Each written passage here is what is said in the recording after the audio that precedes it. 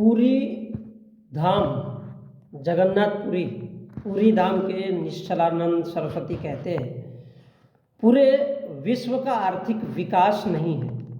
मुझे दिव्य दृष्टि के बल पर दिखाई पड़ता है पूरा विश्व दाने दाने के लिए मोहताज होने की स्थिति में है। इसलिए गर्वीले व्यक्तियों, अपने आप को अर्थशास्त्र के विशारद मानने वालों, सचमुच में अगर अर्थ को समझते हो, या ध्यान दीजिए, वो कहते हैं अर्थ को समझते हो तो हम दोनों के पास आकर कुछ सीखने का प्रयास करो। संतों के पास दरिद्रता के जितने स्रोत बताए गए वैदिक वांग्मय में, आज पूरा विश्व उन्हीं को समृद्धि का स्रोत मान रहा है। अर्थ के पक्षधर जितने हैं वो सुन ले, अर्थ के पक्षधर जितने हैं वो सुन ले। श्रीमद् भागवत एकादश स्कंद अध्याय 23 भिक्षु गीतम। श्रीमद् भागवत एकादश स्कंद अध्याय 23 भिक्षु गीतम। मद्य मदिरा इत्यादि नशीली वस्तुएं, झूठ सट्टा जुआ लॉटरी इत्यादि आदि आदि 15 अनर्थों, ये सब अनर्थों के चपेट से कदाचित कोई अर्थ को मुक्त कर सके।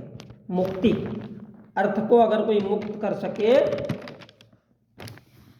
तब अर्थ पुरुषार्थ होता है, नहीं तो अर्थ के गर्भ से अनर्थ निकल आता है। और इसलिए विश्व स्तर पर अर्थ पर विचार किया जाए। हम लोगों के पास आकर के विचार किया जाए, हम लोगों के पास आकर, तो हम लोग डंके की चोट से गुरुओं के प्रभाव से सिद्ध कर देंगे कि अर्थ नामक पुरुषार्थ भी विश्व से विलुप्त हो गया है। तो उनको बेहद चिंता है अर्थव्यवस्था की, और वो कहते हैं कि गुरुओं के प्रभाव से इस देश के लोगों और दुनिया के लोगों, अगर अर्थव्यवस्था को सुधारना है तो फिर संतों और गुरुओं के पास आओ, वो अपने गुरुओं का वचन सुना करके उसको दूर कर देंगे। तो ध्यान दीजिए, थोड़ा सा बात कर लेते हैं। तो पूरी धाम के निश्चलानंद सरस्वती जी हैं और वो कहते हैं, तो उनका व्यवसाय क्या है? ग्रंथों का वाचन। काम क्या है? झूठ बोल करके संत सरस्वती का, खुद को ईश्वर बताने का, और कर्म करना, और समाज की देखभाल करना, और बाजार की इकोनॉमी गर्म करना, और अपना जेब भरना। तो यही होता है एक संत का धर्म,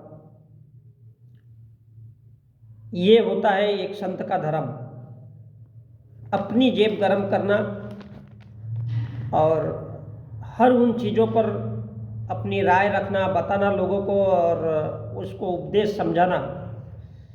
तो अब जनाब निश्चलानंद जी महाराज कहते हैं, उनकी दृष्टि कहती है, उनको दिखता है, खुली आंख से दिखता है कि अगर दुनिया का विकास करना है तो संतों की दृष्टि से देखो, गरीबी, बेकारी, बेरोजगारी सब दूर हो जाएगी। अगर समाजशास्त्री, अर्थशास्त्री, ऐसे पढ़े लिखे अगर लौंडों की बात करोगे तो कौन सुनेगा? तो देश बर्बाद। पढ़े लिखे लोगों की, अर्थशास्त्रियों की अगर बात सुनोगे तो देश तो बर्बाद होना ही है। इसलिए संत ही समाज और देश का निर्माण करता है और उसको बनाता है, इसको, देश को। अब वो चाहे अर्थव्यवस्था हो या कुछ भी हो। तो अगर संतों की नहीं सुनोगे तो ईश्वर कभी माफ नहीं करेगा और दुनिया खाने के लिए दाने दाने की मोहताज हो जाएगी। और इसलिए संत ही समाज का निर्माण कर सकता है और कोई नहीं कर सकता। अर्थ को समझना है, यानी पैसा क्या है तो संतों से पूछो। अर्थ, पैसा अगर समझना है तो संतों से पूछो। बड़े बड़े करोड़ों अरबों फार्मूले हैं उनके पास। इसलिए वो मुकेश अंबानी, गौतम अडानी और हमारे देश के प्रधानमंत्री योगी आदित्यनाथ और प्रधानमंत्री मोदी के जैसे बड़े बड़े विद्वानों की रचना करते हैं। और इसलिए संतों से पूरे विश्व को सीखना चाहिए कि दरिद्रता, गरीबी कैसे दूर की जाती है। हमारे हिंदू धर्म के वेदों में, यजुर्वेद, सामवेद, अथर्ववेद और ऋग्वेद, इन सबों में दरिद्रता को कम करने के स्रोत बताए गए हैं। जितने दुनिया के अर्थशास्त्री हैं, भारत के अर्थशास्त्री हैं, उनको श्रीमद् भागवत एकादश स्कंद अध्याय 23 देखना चाहिए, जो भिक्षु गीतम है, श्रीमद् भागवत कथा, जो भिक्षुओं ने गाया था, इसलिए उसको भिक्षु गीतम कहते हैं। भिक्षु बोलोगे तो बुद्धिज्म में होते हैं। 15 प्रकार के अनर्थ अगर समाज के बंधु बांधवों को, सज्जनों को दिए जाए, 15 प्रकार के अनर्थ, क्या? दरिद्रता, गरीबी समाप्त हो ही जाएगी। कभी समाज में आज भी गरीबी नहीं है, आज भी बेरोजगारी नहीं है। कैसे? लॉटरी, सट्टा, जुआ, रंडेबाजी, जुमलेबाजी, झूठ, बलात्कार, शराब, अपराध जितने ज़्यादा होंगे समाज में, उतना ही समाज और देश विकसित होगा। अब आप सोचोगे ये कैसे?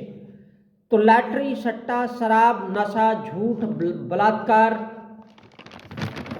अपराध, नफरत, संप्रदाय, मारकाट, मारपीट, ईर्ष्या, मैं हिंदू, मैं मुसलमान, मैं सिख, मैं जैनी, मैं ईसाई, मैं बौद्ध, तो समाज में जितना ज़्यादा तू मैं होगा, उतनी ही ज़्यादा अर्थव्यवस्था मजबूत होती है। ये शाश्वत सत्य है। और देश का आर्थिक विकास होता है, दरिद्रता, गरीबी दूर हो जाती है, किसान भी खुश, और लगभग भारत के 90 करोड़ गरीब भिखमंगे भी खुश, और बेरोजगार भी खुश। साला उनको भी मजा आता है, भले ही घर में एक रस्सी लेकर के साले फांसी टंगा करके मर जाए, उतनी ज़्यादा मजा आता है लोगों को आत्महत्या करने में। किसानों को भी मजा आता है और गरीबी दूर हो जाती है। तो क्यों नहीं संतों की पूजा करना चाहिए? यार सवाल इस बात का है कि क्यों न साला संतों की पूजा करना चाहिए यार। जय हो संतों की। और यही तो भिक्षु गीत है जो श्रीमद् भागवत अध्याय 23 में। तो थोड़ा सा ध्यान दिला दूं, बुद्ध ने कहा था चरत भिक्षवे चरितम।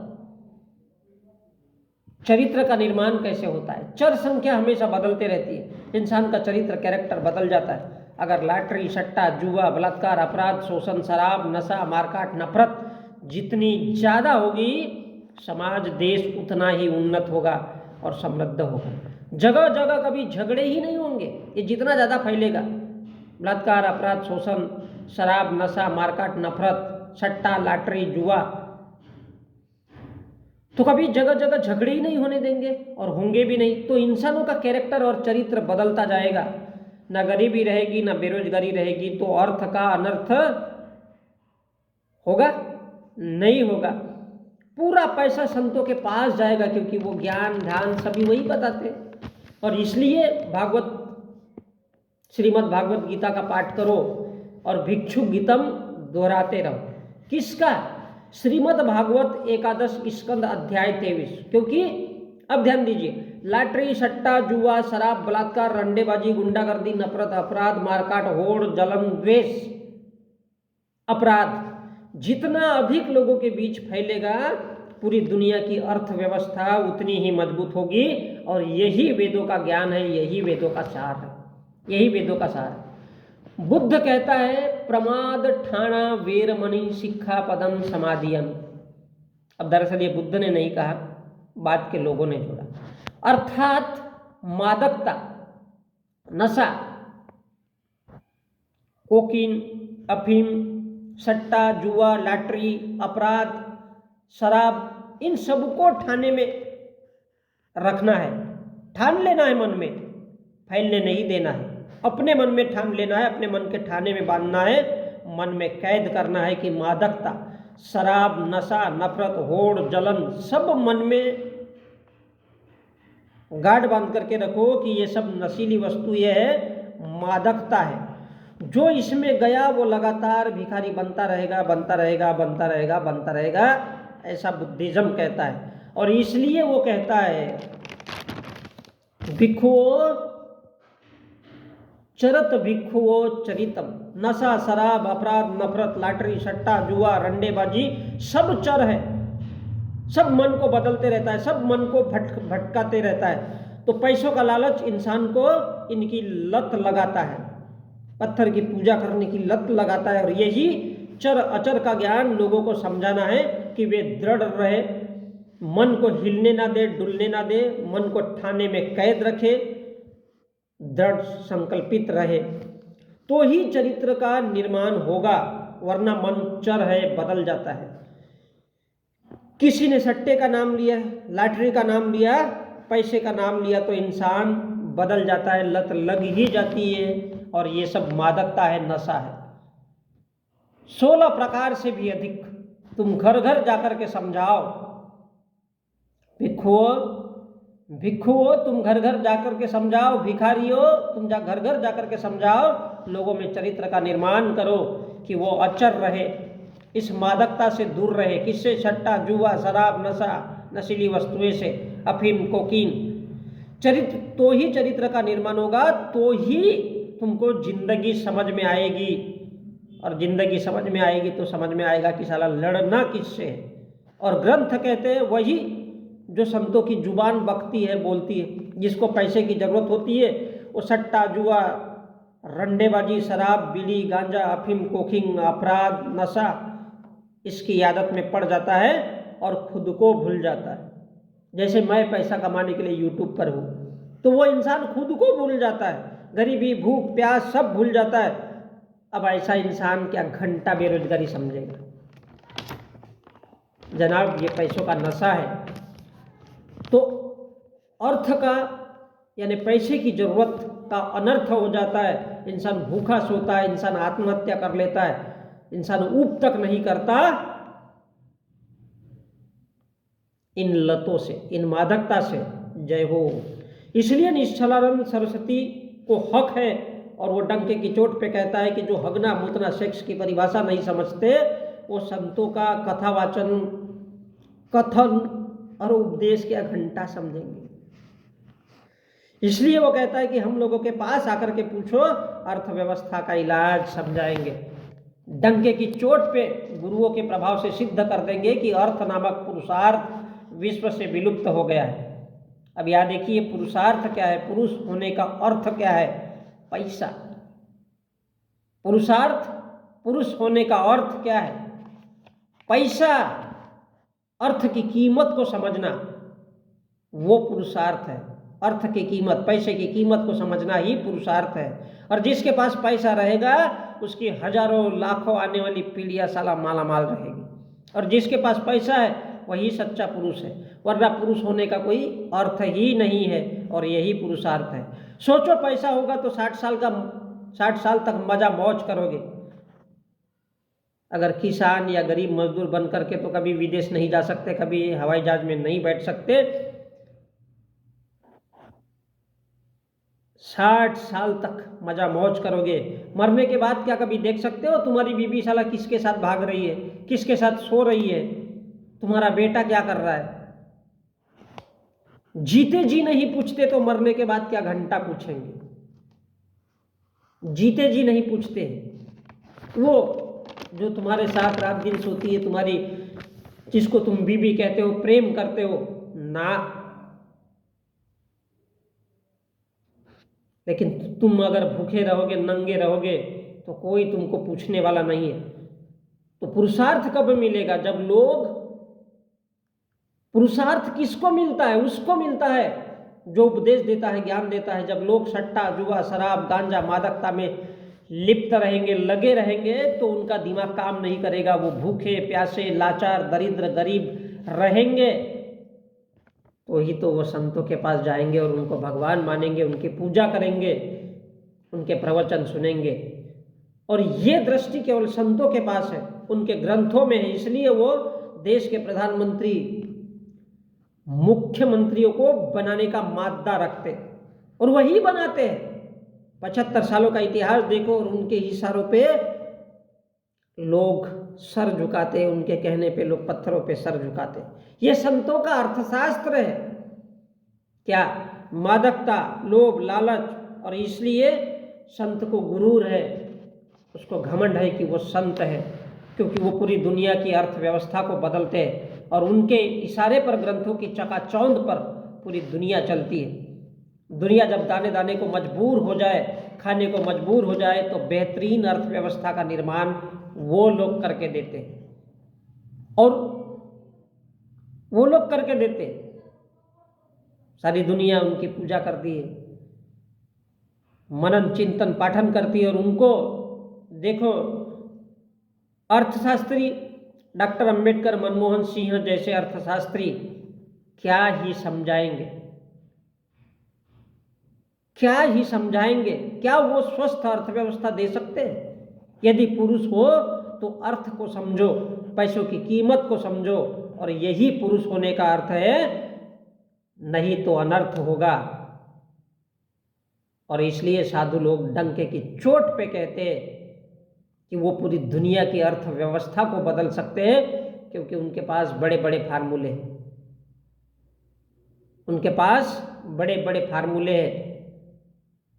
और इसलिए वो भिक्षुगिज्म की बात करते हैं। भिक्षु बुद्धिज्म,